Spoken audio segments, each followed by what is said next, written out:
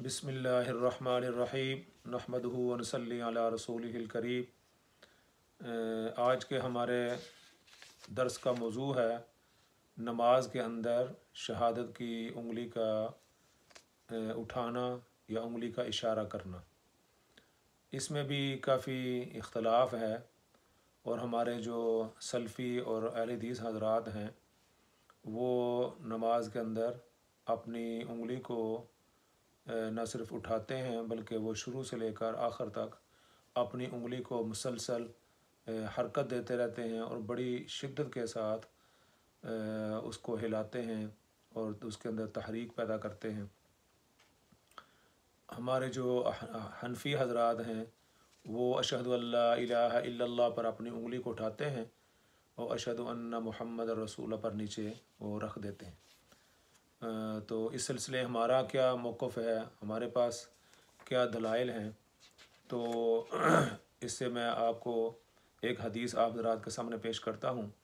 अन अब्दुल्लाह बिन ज़ुबैर रज़ी अल्लाहु अन्हु क़ाल काना रसूलुल्लाह सल्लल्लाहु अलैहि वसल्लम इज़ा क़अद यदउ वज़अ यदहुल युमना अला फ़ख़िज़िहिल युमना व यदहुल युसरा अला फ़ख़िज़िहिल युसरा व अशारा बिअस्बअही अस्सबाबता व वज़अ इब्हामहु अला इस्बअही अलवुस्ता व युलक्किमु कफ़्फ़हुल युसरा रुकबतहु। ये मुस्लिम शरीफ की हदीस है और इसका सफ़ा है 216 और जिसकी जिल्द है 1। इसका तर्जुमा क्या है? अब्दुल्ला बिन ज़ुबैर रज़ी अल्लाह अन्हु फरमाते हैं कि रसूलुल्लाह सल्लल्लाहु अलैहि वसल्लम जब दुआ के लिए बैठते थे तो दाएं हाथ को रान पर रखते और बाएं हाथ को बाएं रान पर और अपनी शहादत की उंगली से इशारा करते और अंगूठे को दरमियानी उंगली से मिला लेते। यानी जिस तरह हम इशारा करते हैं आप सल्लल्लाहु अलैहि वसल्लम इस तरह इशारा करते। इसके अंदर तहरीक का, हिलाने का कोई ज़िक्र नहीं है। बल्कि अगली जो हदीस मैं आपके सामने पेश करता हूँ इसके अंदर है, जिसके अंदर ये है कि आप सल्लल्लाहु अलैहि वसल्लम अपनी उंगली को हिलाया नहीं करते थे। अन अब्दुल्ला बिन ज़ुबैर रज़ी अल्लाहु अन्हु अन्ना नबिय्य सल्लल्लाहु अलैहि वसल्लम काना युशीरु बिअस्बअही इज़ा दआ ला युहर्रिकुहा।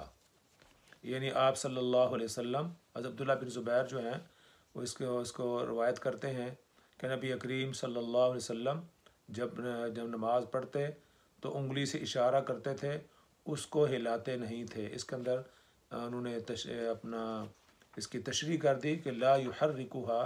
आप सल्लल्लाहु अलैहि वसल्लम जो है वो अपनी कान युशीरु बिअस्बअही, आप सल्लल्लाहु अलैहि वसल्लम अपनी उंगली से इशारा करते थे।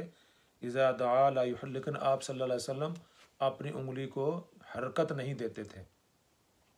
इसी हदीस पर जो है हमारा जो है वो अमल है कि यानी उंगली को उठाना चाहिए और बार बार उसको हरकत नहीं देनी चाहिए। इस बारे में इमामुल मुहद्दिसीन इमाम बहकी रहमतुल्लाह अलैह फरमाते हैं कि इसका मतलब क्या है। वो फरमाता है यहतमिलु अन यकून मुरादुहु बित्तहरीक अल इशारतु बिहा ला तकरीरु तहरीकहा फ़यकून मुवाफ़िक़न लिरिवायत इब्न ज़ुबैर। ये सुनने बहकी की रवायत है। इसका तर्जुमा ये हज़रत वाइल की हदीस में तहरीक से मुराद इशारा है। हज़रत वाइल की हदीस में तहरीक से मुराद इशारा है, ना ये कि उसे हिलाते ही रहना। इसी तरह वो हदीस भी हज़रत इब्न ज़ुबैर की हदीस के मुवाफ़िक़ हो जाएगी।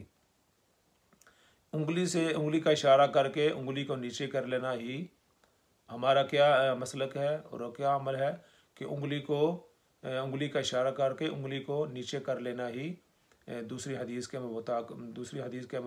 भी मुताबिक है, जिसमें हुज़ूर सल्लल्लाहु अलैहि वसल्लम ने ये इशारा फरमाया उस्कुनू फ़िस्सलाती, यानी नमाज में सुकून इख्तियार करो। उंगलियों का हिलाना जो है ये नमाज में सुकून के ख़िलाफ़ है।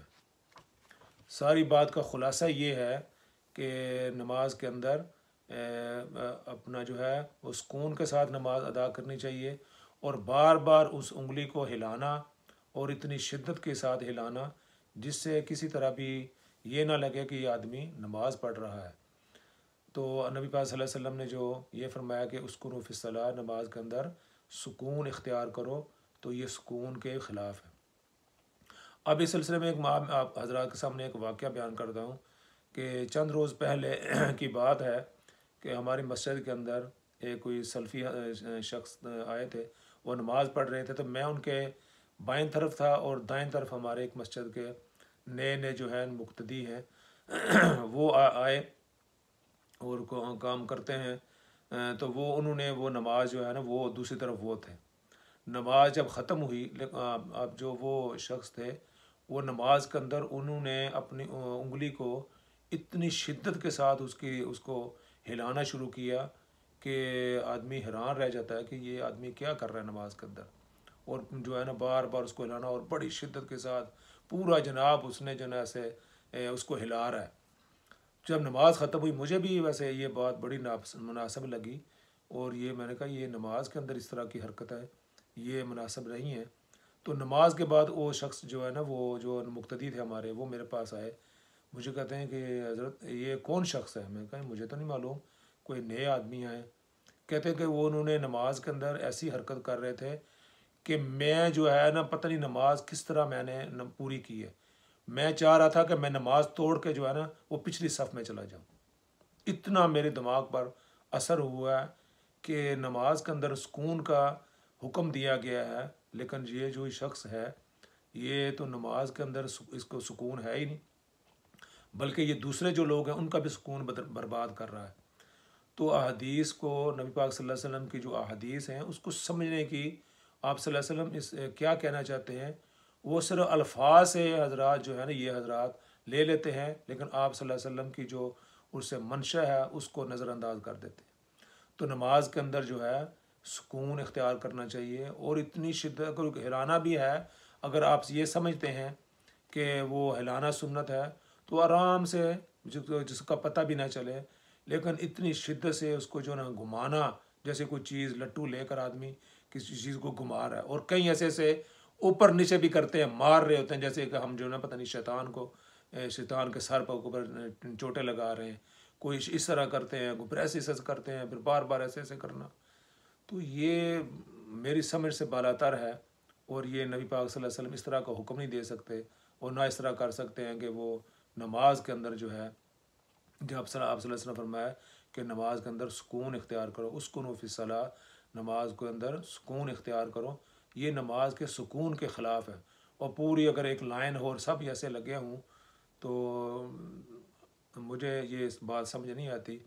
تو ہمارا جو مسلک ہے، احناف کا مسلک ہے، یہ بہت پیارا مسلک ہے جی، پوری احادیث پر جو ہے نا اس کو سمجھ کر اس پر عمل کیا جاتا ہے۔ فرمایا انگلی کو اٹھائیں اور اشہد اللہ الہ پر اٹھائیں، اور الا اللہ پر نیچے رکھیں، اشہد اللہ الہ اس پر اوپر کریں اور اس پر رکھ دیں، اور اس پر اطمینان کے ساتھ سکون کے ساتھ نماز کو ادا کرتے رہیں۔ تو یہ ایک آج کا جو ہمارا موضوع تھا کہ نماز کے اندر انگلی کو اٹھانا اور اس کا اشارہ کرنا، اس سلسلے میں احناف کا کیا مسلک ہے، اور مد مقابل جو دوسرے حضرات ہیں، سلفی ہیں اور اہل حدیث ہیں، ان کا وہ کیا اس پر عمل کرتے ہیں۔ تو میں نے یہ بڑی تفصیل کے ساتھ آپ حضرات کے سامنے اس کو پیش کیا، اس کو آگے بھی اپنا اس کو شیئر کریں اور دوسروں تک بھی بچائیں۔ اللہ تعالیٰ مجھے بھی اور آپ کو بھی نبی پاک صلی اللہ علیہ وسلم کی جو ہے سنتوں پر عمل کرنے کی توفیق عطا فرمائے۔ وآخر دعوانا ان الحمد للہ رب العالمین۔